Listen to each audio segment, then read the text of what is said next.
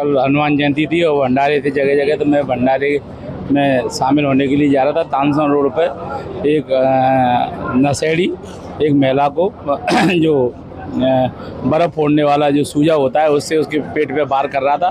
तो मैंने तत्काल गाड़ी रुकवाई और उसको पकड़ा, तो वो नशे में था, काबू में नहीं आ पा रहा। हम 3-4 लोगों ने मिलकर, और जब तक और लोग भी इकट्ठे हो गए, उसको पकड़ा और महिला को अस्पताल भिजवाया। उसको पकड़ के चाकू उसका सूजा छुड़ा के पुलिस को बुला के वो पुलिस को उसको सुपुर्द किया। और लेकिन आगे ग्वालियर में जिस प्रकार नशा हावी है और चारों तरफ नशे का कारोबार है, उससे अपराधियों के हौसले बुलंद हो रहे हैं। और आज के समय में जहां एक और भारतीय जनता पार्टी महिला सुरक्षा की बात करती है, महिला के सम्मान की बात करती है, वही महिला आज के समय में सुरक्षित नहीं है। जिस प्रकार की घटना है बीच सरे बाजार में महिलाओं के साथ जिस प्रकार की घटनाएं घट रही है, उससे जो लगता है कि ग्वालियर में अपराधियों के हौसले बुलंद हैं। लगातार कानून व्यवस्था बिगड़ती जा रही है। निश्चित और संविधान की बात की जाती है कि संविधान है, कानून है। फिर क्या बात है कि एक एसपी होने के बाद, कलेक्टर होने के बाद 4 विधायक मंत्री होने के बाद में ग्वालियर में गुंडा राज हावी है। देखो, ग्वालियर में न कानून है न संविधान की यहाँ बात हो रही है। यहाँ क्या है, संविधान की धज्जियाँ उड़ा रही है भारतीय जनता पार्टी और कानून का माहौल उड़ा रही है। ग्वालियर में अपराधियों के हौसले बुलंद हैं और मंत्री से लेके और उनके जितने भी भारतीय जनता पार्टी के नेता हैं, सब अपनी जेब और पेट भरने में लगे हुए हैं। जनता की चिंता किसी को नहीं है, जनता बेहाल है।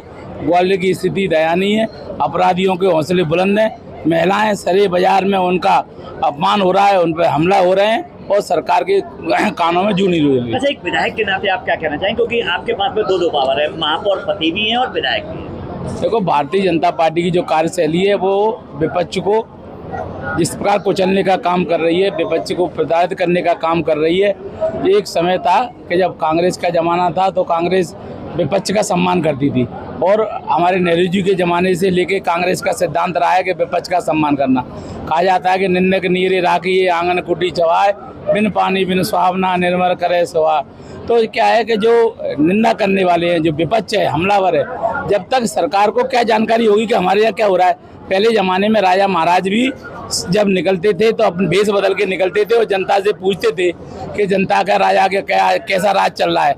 लेकिन अब वो विपक्ष की आवाज़ को दबा रही, तो विपक्ष कहना चाहता है जनता, तो वो सुनना ही नहीं चाह रहे। अच्छा, जनता सतीश सिकरवार से पूछना चाहती है कि सतीश सिकरवार जी, आपने जनता के मुद्दे, चाहे वो सुरक्षा से लेकर हो, चाहे महंगाई को लेकर हो, चाहे भ्रष्टाचार को लेकर हो, चाहे कालाबाजारी को लेकर, विधानसभा में ये क्वेश्चन कब उठाए और उठाए तो मुख्यमंत्री को अवगत कराया या नहीं कराया? अरे, मुख्यमंत्री को अवगत कराया, विधानसभा में आपके चैनल ने भी दिखाया होगा, हमने उठाया कि गरीबी रेखा जोड़ने से ग्वालियर में बच्चियों की शादी नहीं हो रही है। ऐसे तमाम सारे मुद्दे सदन में, भ्रष्टाचार पे, कालाबाजारी, सब पे मुद्दे पे मैं भी उठा रहा हूँ। वो कांग्रेस के अन्य विधायक भी हमारे विपक्ष की भूमिका अदा कर रहे हैं, समय समय पर सरकार को चेताने का काम करते हैं, लेकिन सरकार सुनने को तैयार नहीं है। सरकार के कान में कोई जू नहीं रंग रही।